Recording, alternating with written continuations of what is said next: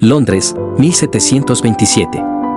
La abadía de Westminster tiembla. Un nuevo rey, Jorge II, es coronado bajo los acordes de una música tan poderosa que parece bajar del mismo cielo.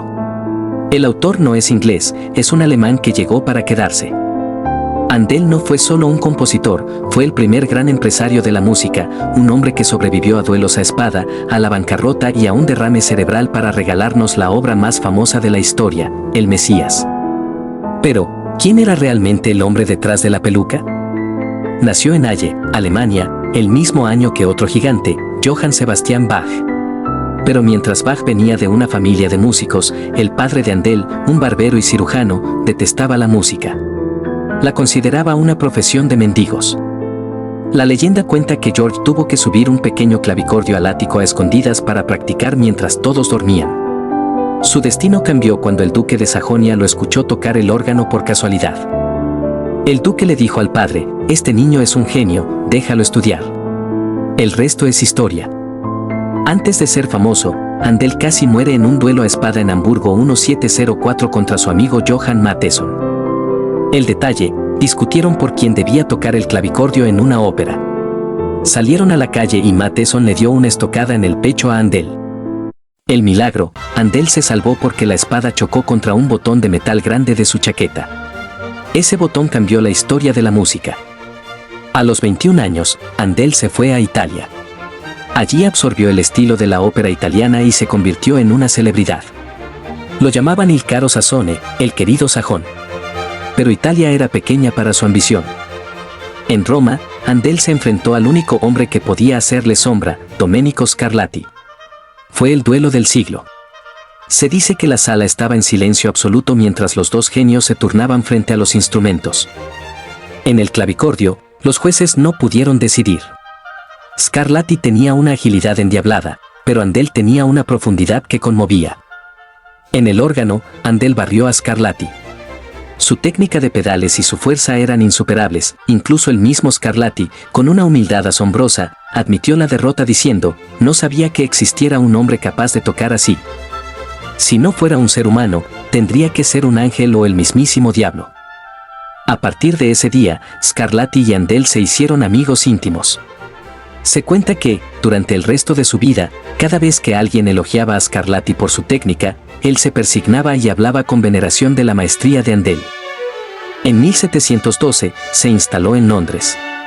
Inglaterra era en ese momento la nación más rica del mundo, y Handel vio una oportunidad de oro: llevar la ópera italiana a los ingleses. Handel se convirtió en el músico favorito de la corte. Para reconciliarse con el rey Jorge I, escribió la música acuática, interpretada por 50 músicos en una barcaza que seguía al rey por el río Támesis. El rey quedó tan encantado que la hizo repetir 3 veces. Pero Handel era un hombre temperamental.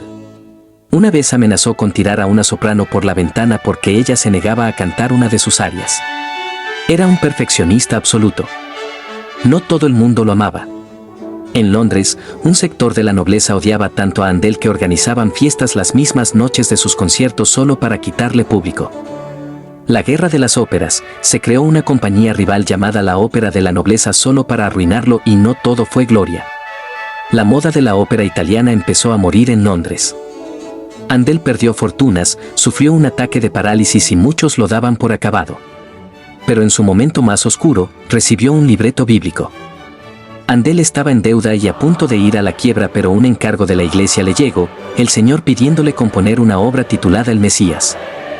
Handel al principio no quería aceptar el trato, pero durante un sueño quedó convencido de que debía componer tal obra. Se dice que no comía ni dormía bien por terminar su obra maestra, y en solo 24 días, en un estado de trance casi místico, escribió las 250 páginas de El Mesías. Cuando terminó de escribir el famoso Aleluya, Handel le dijo a su sirviente con lágrimas en los ojos: «Creí ver el cielo frente a mí y al mismo Dios». El éxito fue tan grande que hasta el día de hoy, por tradición, el público se pone de pie cuando suena esta pieza. Handel decidió que toda ganancia fuera donada a la caridad, pues ¿qué más iba a cobrar él si Dios ya le había dado más de lo que podía devolver?, marcando una profunda fe en el compositor a partir de ahora.